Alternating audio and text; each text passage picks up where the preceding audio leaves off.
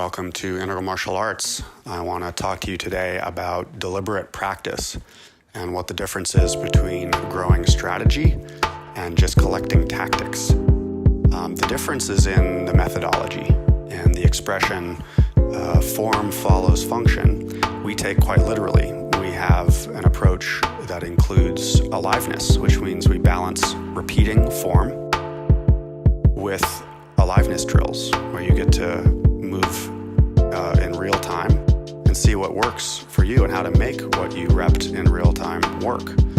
Now, of course, the forms that we rep in the first place have been pressure tested and are high percentage.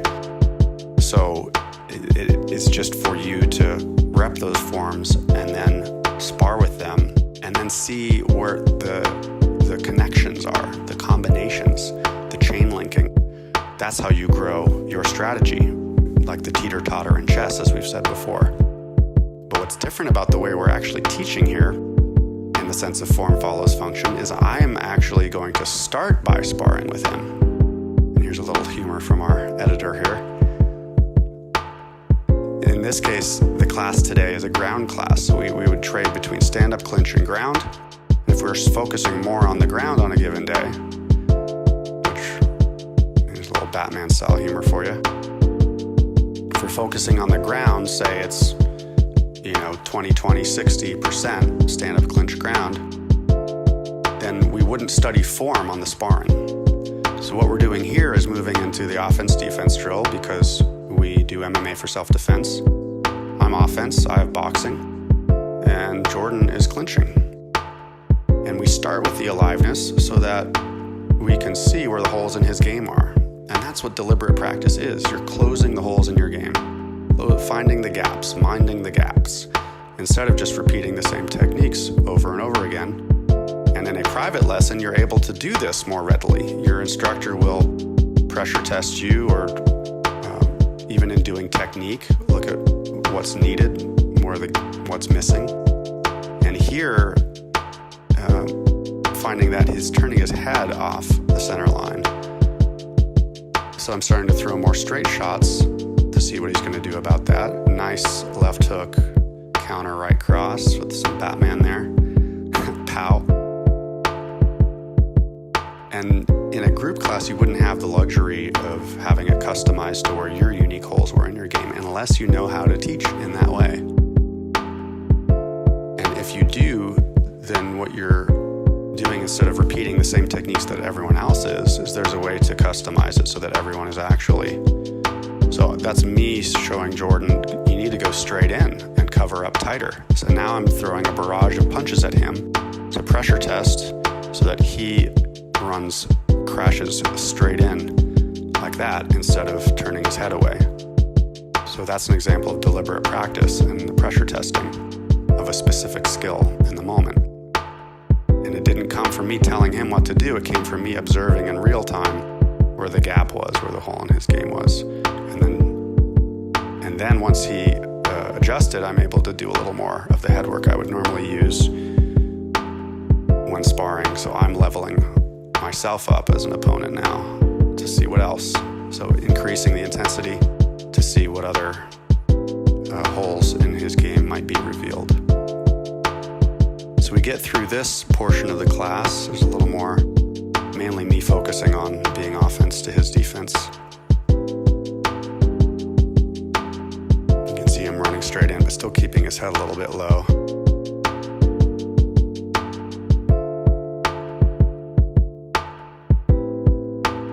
Of course, we're moving naturally. It's a low level of resistance even when we're connecting.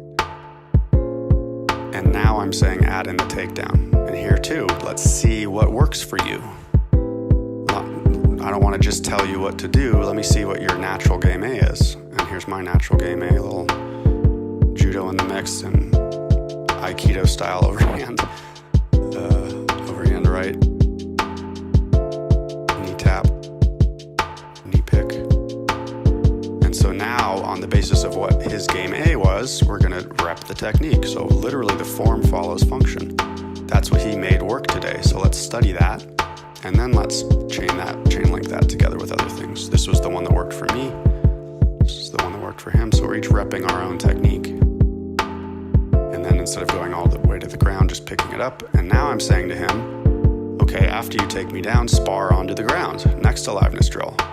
And let's see where the holes are in your game on the ground. Oops, he got triangle choked. So now what does he need to learn how to do? He needs to learn how to break the guard and keep either both hands in or both hands out of the guard, not one arm in, one arm out. So, of course, with striking, this pass is you have to modify it a little bit so that you're covered up first when you break the guard open. Knee in the middle is my favorite guard break. Gi or no gi. Cover up from strikes, and then bus driver pass, double unders. So we're repping this on the basis of where the hole in his game was, because he got triangled. Then we're studying guard passes at that point. So we have the behind the back pass. You can go to side control or right to mount. So we're including that in the techniques for the day. And you could do one more aliveness drill, just with guard passing. But at the end, ultimately, having introduced isolated a bunch of times, now we integrate everything together. Final rondori or sparring with everything next. And again, we want to train sustainably here so that we can practice with all dimensions of the game. He gets to practice his clinching that he did, try to apply his game A takedown, put it together with other techniques. Let's see his head still coming off the line there. And there as well, so he's having to integrate the lessons of crashing straight in. And there's another hole in his game. He got up with both of his feet together instead of standing in base, so that would be another opening for technique on the ground. And for deliberate practice, let's close that gap. Make sure you get up by standing in base. Has a nice kind of blast double there, Morote Gari. Nice guard pass from the triangle attempt. And again, I'm resisting at a lower level so that he can experience a productive level of distress and still apply his game plan. Gets a nice triangle attempt there.